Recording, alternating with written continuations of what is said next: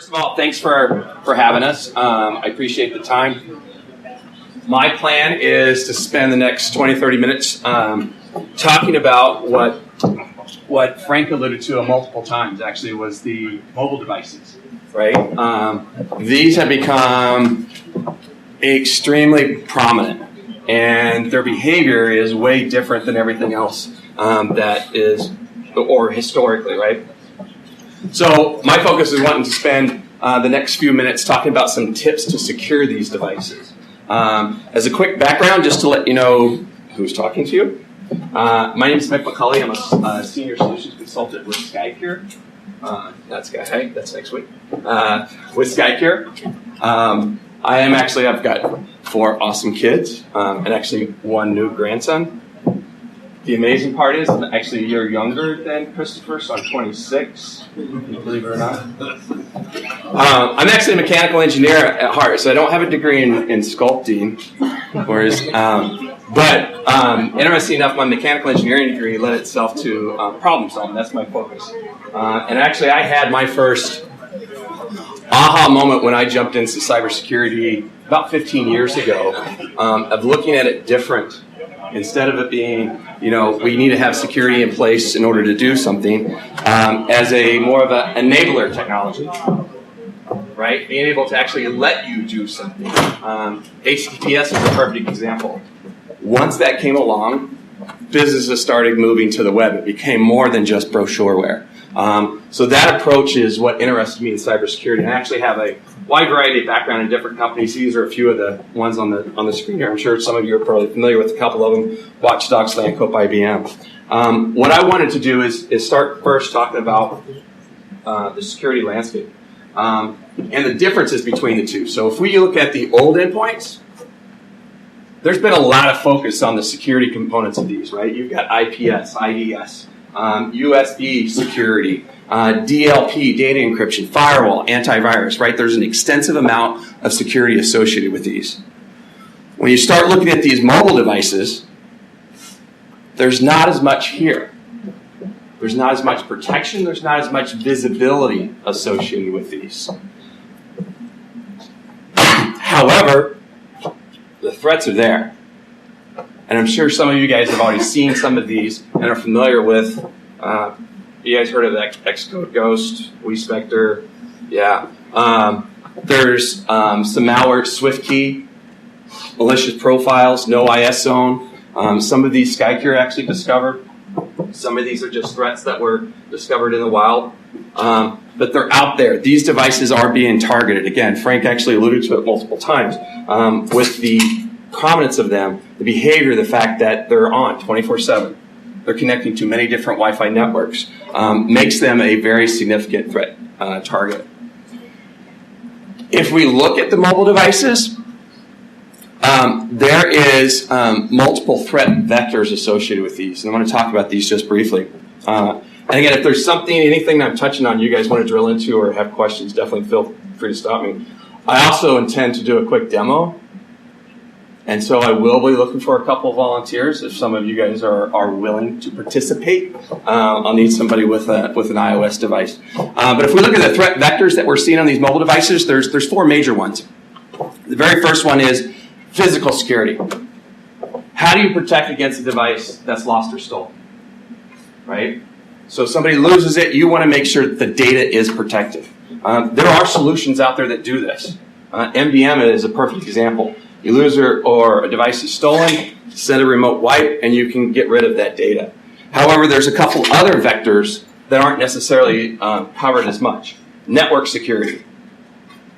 These devices by nature, I'm sure a few of you probably have joined some Wi-Fi networks since you've been here, are constantly changing and connecting to many different networks, cellular or Wi-Fi hotspots. How do you know that those networks are legit networks? Right? They're trusted. That your data is not being accessed or decrypted or more information or content's being injected into it. Malware. This has become very popular, and I'm sure you've seen stories on this. Android, historically, has significantly been the target of these types of attacks. However, iOS this year has had a lot of exposure on the malware front, and there are some vulnerabilities that are more malware in nature on iOS. Xcode, Ghost, Spectre were two, and there was one just announced earlier this week about side-loading apps and stealing signatures associated with it, making it easy to install third-party apps without having to have a rooted or jailbroken device. And then last but not least, are the vulnerabilities themselves associated with the operating system. There was talk about application coding. This is just as relevant to the operating system themselves. Developers are creating Android as well as iOS, and there are bugs introduced which lend themselves to security vulnerabilities. When iOS releases 9.2, 9.3, have you ever looked at all of the lists of vulnerabilities that are inside of those? I see a few heads nod. There are some significant ones in there. Most end users simply upgrade because they assume there's new functionality and capability associated with those. However, a lot of times there are significant risks that are being fixed with those releases. So, what are the tips, right? How do you go about protecting these devices, right? What's the best approach to put some security around these mobile devices, get that visibility associated with it? The 4 tips that I'm going to lead you with are the approach of predicting, right? How can you identify what those high-risk situations are? And I believe Rich alluded to the fact, too, how can you utilize machine learning to adapt those, to find those types of vulnerabilities? Detect. Seems pretty basic, but being able to detect all those different threat vectors, right? Whether it's physical, network, malware, or the OS level vulnerabilities. And then more importantly, once you gain visibility into those, what do you do with it, right? And that's that prevent. How do you actually apply some layer of protection associated with those in order to make sure that the attacks don't do anything? And then last but not least, it's an ever-learning ecosystem, right? You got to adapt. You need to build on what you learn. And what we've seen most popular, too, is security is continual. Education of end users, promoting awareness is a big component of the entire process. So if we look at these in a little bit more detail, so predict. How can you understand where the next generation malware is coming from? How do you know if there's an exploit that's not specifically targeted towards your organization? And as I alluded to before, how do you know if the network is real or fake? And here's a quick example of this. And actually, I'm assuming some of you are familiar with Waze, right? The mapping application that gives you some visibility into things like accidents and cops, and gives you the ability to reroute or change your direction associated with it based upon predictive analysis of somebody that's already been there. If you take that same capability and start to apply it to security, you can use that machine learning and the wisdom of the crowds to do the same type of approach. Here's a quick example. This is actually a customer of ours, and I've actually seen a few of these types of threats in my tenure at Skycure as well. But any of you familiar with these little devices here in the security? I don't have the logo on it, but it's in the screenshot there. Wi-Fi Pineapple. It's a unique little security tool where you can actually spin up Wi-Fi hotspots. And this little guy actually has intelligence into it where not only will it spin up a Wi-Fi hotspot, but right now all of your phones are sending out beacons saying, hey, home Wi-Fi, are you there? Hey, work Wi-Fi, are you there? This little guy listens to it, says, yes, I'm your home Wi-Fi, spins itself up, can send a DOF to your device, knock you off of your current one, and then flood it with so many beacons that your device will automatically connect to it. You may not know that you're actually connected to this. Interesting enough, we had a customer of ours that had one of these, ran some tests, did this exact same type of thing, downtown Manhattan, right? Spun it up. There were some devices within the organization that said, hey, I've connected to Heathrow in the past. Are you there? This little device said, yes, I am. However, if you were aware or had wisdom of the crowds, right, and could do some predictive analysis, you could say, you know what, I've seen Heathrow before. I know where it's geographically located. I know maybe the IP addresses where all of that communication stemmed from. I know the architecture that they use. And based upon all of that, understand that this doesn't look like Heathrow and can predictively protect against those types of threats. So, predict, right? Be able to identify those beforehand. Same thing with malware. If I know what good apps look like, I can understand and predict what potentially bad apps might look like. So take that same wisdom of the crowds, the machine learning, and be able to apply it in those different terms. Detect. So it's all about looking at all of these threat vectors, right? Holistically. I need to know what this little guy is exposed to. What networks are they connected to? Are they suspicious, malicious? What applications are on that device? Does this version of Facebook have all kinds of excessive permissions that it shouldn't have? Or the little flashlight app, why is it trying to read my SMS and all my contacts? The vulnerabilities. What iOS and Android vulnerabilities? These things are continually being released. How do you stay ahead of them? How do you know when you should upgrade immediately based upon that risk? And then being able to address when that device is lost or stolen or has improper configuration associated with it. So it's finding and knowing those. And then once you have the predictive piece, being able to see those, detect those vulnerabilities, being able to take those and apply prevention associated with it. What this is not necessarily giving you just another dashboard to look at, but actually take action with that. Take action, but utilize existing solutions that are already in place. So if you've got SIMs, if you've got MDM, you've got web applications, email servers, help them become more smart. From a security perspective, if I know a device is compromised or at risk, why not turn off access temporarily while it's exposed to those threats? Why not implement the ability to wipe that device if it's lost or stolen? Why not restrict access to corporate applications while somebody's connected to a spoofed Wi-Fi network? So take those actions and prevent those threats from actually happening. And then last but not least, adapt. Learn from those threats that you're exposed to and help build that threat intelligence. And then utilize that internally to identify areas of your corporation that may be attacked, geographical locations of those attacks. Educate users internally. Interesting enough, most of these devices, whether they're corporate owned or BYOD, are not used just for corporate information.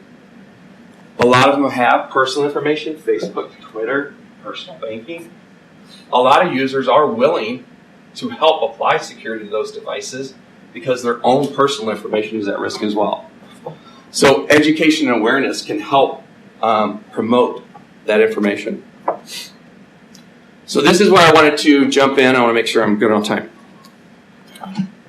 And do a quick demo. Do I have a couple volunteers that I promise there is? No, it's shaking your heads. Yeah. All right, cool. iOS device? Android? This one's iOS specific. Yeah. Yes, please. All right, in. All right, cool. If I could have you navigate, so this is going to be just a quick sample of one of the types of threats, but if you could navigate on your device to this website called attack.skycure.net. And here's what we're going to do. We're going to carry out one of these types of threats that I talked about here. So navigate to this site, and anybody else that's willing to. And what this is going to be is a quick exploit of one of the threats called malicious profiles. It's one that was discovered a couple of years ago. Actually, Skycure discovered it, worked with Apple, released it. It's a vulnerability. However, it's a designed vulnerability, meaning the capability is working completely as it's supposed to. It's just that you can use it in a malicious fashion. So navigate to that location, and you're going to get this big blue button in the middle. Basically, what we're going to do is lure you into installing this profile. And any of you guys that have been exposed to MDM, familiar with iOS profiles? A few of you? Profiles are, Profiles are a way to push down configuration to iOS devices, an easy way to push down settings, VPN settings, email configuration settings. This one is actually luring users to install this profile so that we can take advantage of this profile. So if you've got it installed, when you hit click to watch these movies, it'll take you, and it's actually going to prompt you to install that profile. You're going to get a big green check that says verified when you see that profile. It's what most users look for to be comfortable before they actually install it.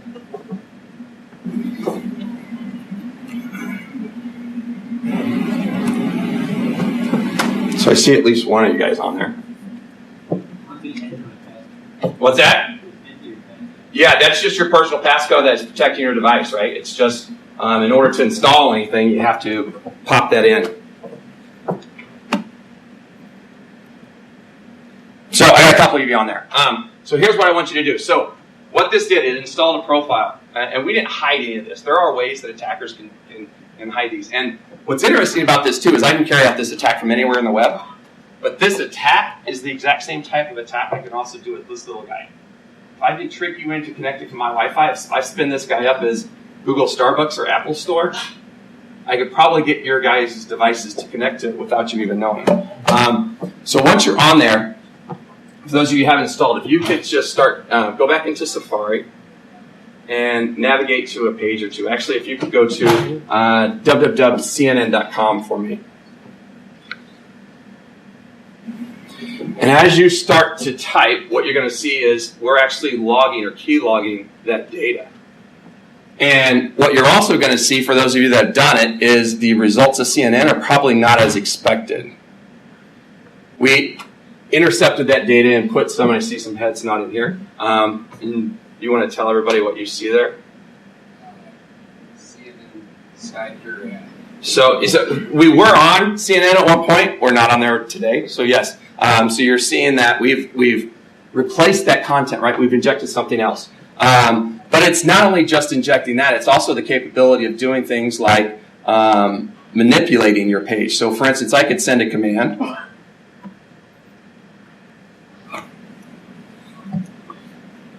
to actually reroute, and we'll see who this was, to Bing. All right. So not only reroute your device to different websites, I could start to type in, and there we see you typing in, somebody's typing in CNN.com. But if you could also check your native mail app real quick.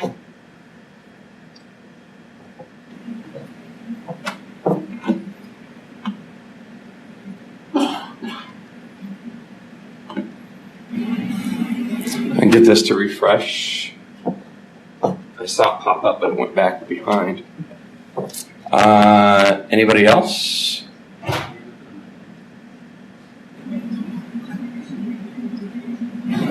There we go. There we go. So, and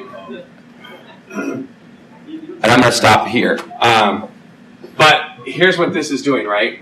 So since we're able to, with this malicious profile or the Wi-Fi hotspot, you connected to it, we happen to be decrypting traffic. Since we're decrypting traffic, we're seeing all that communication. This is anything and everything that's happening on your device. So all the apps that are running in the background are also sending encrypted data. So it's the ability to see that information and communication. So I'm assuming you recognize this data here.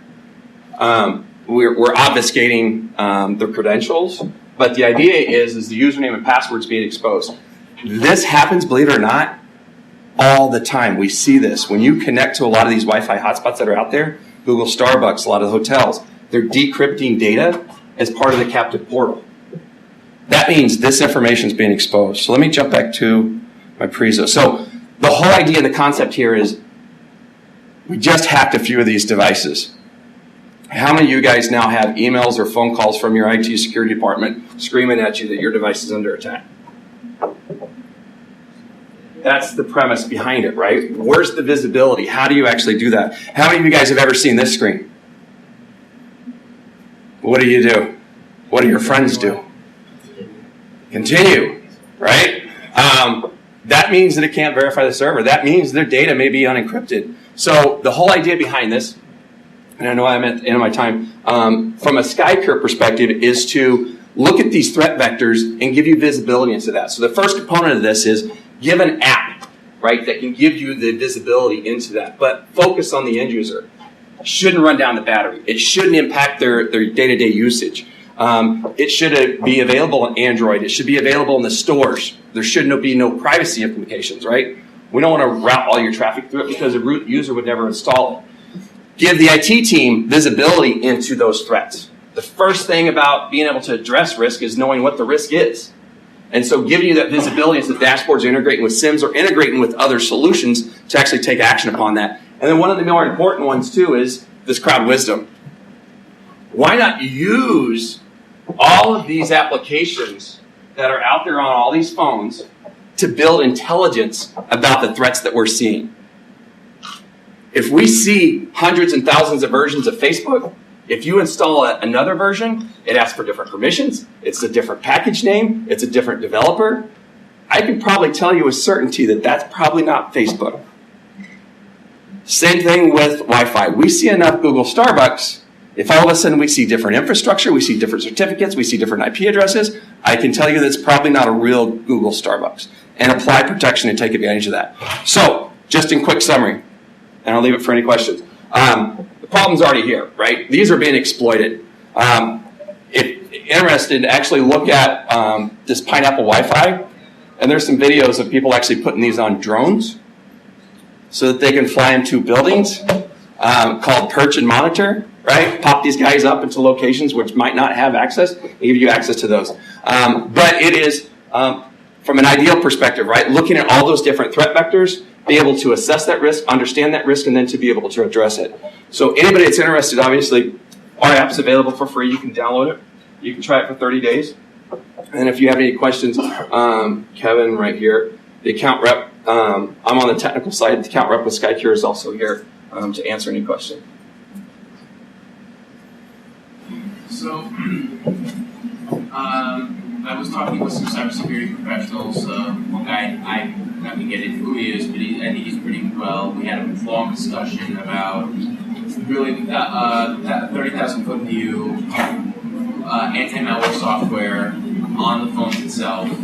As a practitioner, somebody who has to make these policy recommendations, what is your recommendation about that? Having the malware on the devices themselves? Say, like, malware bites on the phone itself. Yeah. The argument I typically get from non-technical people have to make a case which does do detrimental performance, and I had to expend a lot of political capital right. to enforce the policy. Yes. So, yes, and that's a key component, and that's actually one of the areas, because that is, if the users don't use it, the security is not any good, right? So yes, running on the devices is a key piece to it, but making sure that you don't impact performance, you don't slow down the website, you don't hit the battery, is a key component of what we do. We make sure that our app uses from anywhere from 2 to 5% of the battery usage. So it's a core component of making sure that there is no impact to performance. You're going to have a hit because you got to run, but making sure it's minimal so that somebody's not having to plug in their device every 20 minutes because you install on it is a key component of it. But yes, it needs to be there. That's really something you developed is an anti-malware app on the phone, runs in the background to be controlled in the corporate environment. And it's more than just the anti. So signature is low-hanging fruit, right? Everybody can look for signatures. There's a lot of solutions that are out there. But it's more looking at the holistic approach of not only signatures, but, for instance, what are known as repackaged apps, which are taking good apps, popping in some bad code, there's no signature associated with it, and getting a user to install it somehow. Text it to them, put it in a blog somewhere. And once they do, being able to identify it. So it's utilizing the wisdom of the crowds as well as these other threat vectors. But yes. Yeah.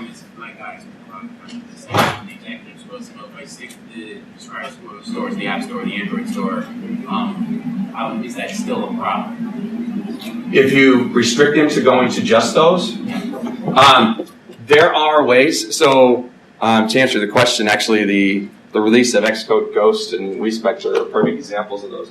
So it's a step in the right direction, but there's no guarantees associated with it.